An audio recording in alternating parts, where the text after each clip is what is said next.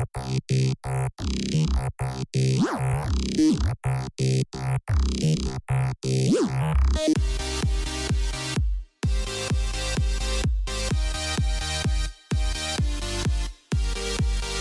body of an Indigenous woman is found at a Winnipeg dump, the fourth or possibly fifth in the past year. Vandu is calling out plans to dismantle a downtown encampment in Vancouver as people have nowhere to go. Saugeen First Nation wins claim over valuable part of beachfront land.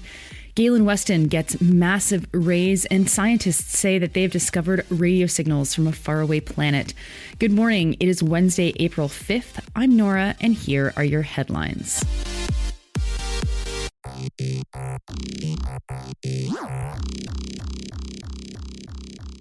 We start this morning in Winnipeg, where the body of Linda Mary Beardy was found at the Brady Road landfill in Winnipeg's South End. She was 33, a mother, and from Lake St. Martin, Manitoba, reports APTN's Kathleen Martins. The death is being considered suspicious, said police, but they do not think that her case is connected to the serial killer who was charged in November for having murdered 4 Indigenous women. 3 of the women he killed, Rebecca Contois, Morgan Harris, and Mercedes Myron, were found in landfills. Rebecca's body was found at the Brady Road site. The remains of the 4th woman were never found, and that prompted many families and supporters to call for massive searches within landfill sites. Police told journalists at a press conference that Brady hadn't been reported missing and that they don't know where she was when she died or how. The CBC talked to Trevor Prince, the chief of Sandy Bay Ojibwe First Nation, who knew Beardy. They had met 15 years ago, and she had been the partner of a friend who has also since died. The two of them had children together. Family members of some of the women whose bodies were found in the landfills have been calling for police to search both landfill sites for more remains. A vigil has been kept outside the Brady landfill to make sure that journalists continue to pay attention to this crisis. Just last week, another death of a 33-year-old was declared a homicide. Tremaine Traverse was found dead on March 9th at the Manwin Hotel on Main Street in Winnipeg. This is just absolutely devastating news, and my heart goes out to everyone in Winnipeg who's affected by it. Now to Vancouver, where the Vancouver Area Network of Drug Users, or VANDU, got their hands on documents that show that the city intends to escalate the removal of tents and other structures on East Hastings Street. Here's how CBC describes the plan from the documents. Quote, engineering crews supported by Vancouver police would, quote, no longer disengage when tensions rise or protesters' advocates become too disruptive, which signals an escalation in approach in advance of a larger event. The second stage would see a Vancouver police-led operation to remove all remaining structures in the high-risk sites and involve significantly larger engineering and VPD staff deployment. And the goal is to complete in 1 day, but resourcing for 2, according to the documents, unquote. Mayor of Vancouver, Ken Sim, said that city staff are recommending removal of the tents and structures. He said that, quote-unquote, entrenched encampments aren't, quote-unquote, acceptable, and that he is going to look for, quote-unquote, empathetic ways to get people off the street. The article doesn't mention what Sim plans to actually do about the lack of affordable, stable, and quality housing. Instead, it talks about a rise in crime, how women feel unsafe around the encampment, and how there's been sexual violence linked to it. It mentions that the city staff started removing installations, but didn't give people whose homes they were destroying anywhere to go. The Tyee's Andrew McLeod has just published an article that is questioning the BC government's plan to build 114,000 new homes in 10 years. He writes, quote, whether the BC government is on track to deliver its promise depends on what is counted and how the word build is understood. Now that is a great line. Basically, the promised new residences are not going to all be newly built. As McLeod explains, quote, in other words, almost half of the 74,668 units the government claims to have been added to the date are, quote unquote, policy created rather than newly built homes. That just means that homes are already existing and are being reclassified or repurposed or something. And of course, when the NDP talks about new homes, they are never talking about homes for the poorest people. Those are usually stashed away in other policy proposals outside of the overall housing proposals, if they exist at all, because new houses are always aimed at the middle class.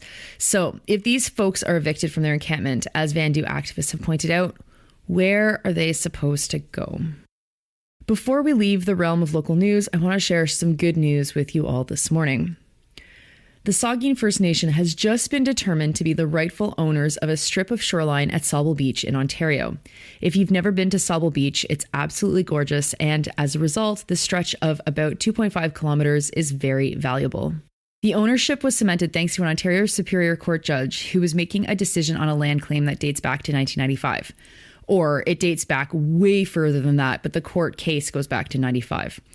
CTV News' Scott Miller reports the decision is a quote-unquote landmark decision and quotes Chief Conrad Ritchie saying, quote, "Simply put, the court has confirmed the entire beach belongs to the Saugeen First Nation and always has.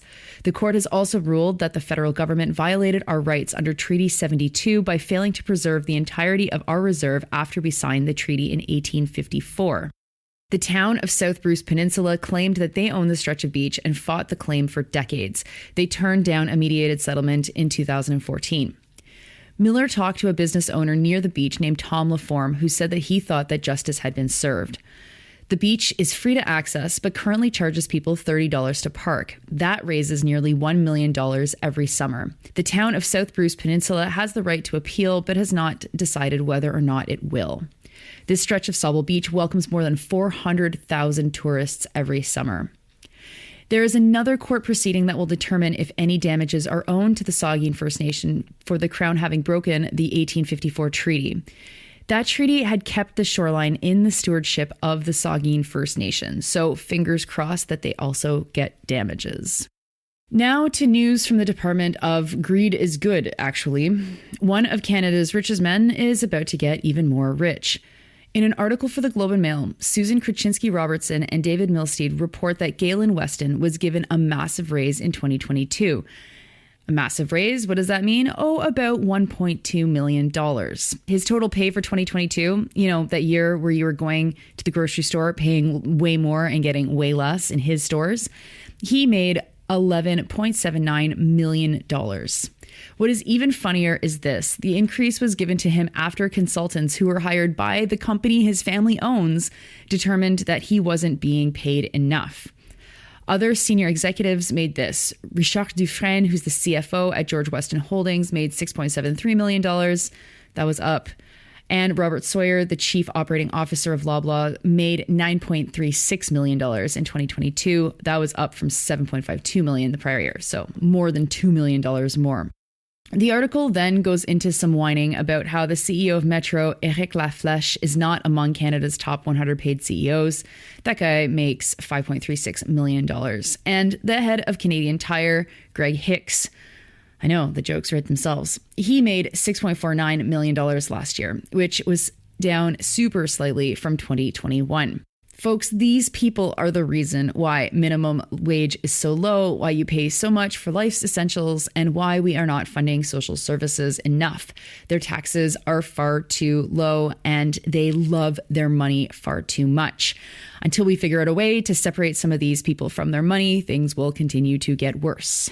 And because the news right now seems so overwhelmingly sad and bad and infuriating, though seriously do make a point to get to Sauble Beach this summer if you can, I want to leave you with this. From the UK Independent, researchers have found a quote-unquote coherent radio signal coming from a faraway planet. The signal indicates that this planet might have its own magnetic field and therefore might have life on it. Having a magnetic field is critical to life, as the article explains. Quote, "On Earth, our magnetic field helps protect us from the high energy particles and plasma that are blasted from the sun. As such, any alien life is likely to depend on being protected in a similar field." The planet is YZ Ceti b. It orbits a star about 12 light years away. Only 12, eh? And is sending a repeated radio signal from the star, seeming to be affected by the planet.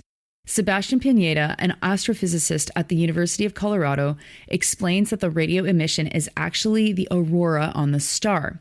In the way that the northern lights happen when high energy particles from the sun interact with our atmosphere, that's what these radio signals are too.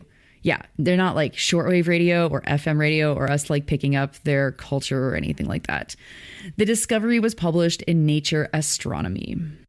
Those are your headlines for Wednesday, April 5th. I'm Nora. I'm hoping that spring is springing wherever you are in Canada. It's not exactly sprung here yet, but I know it's on its way. Have a great Wednesday.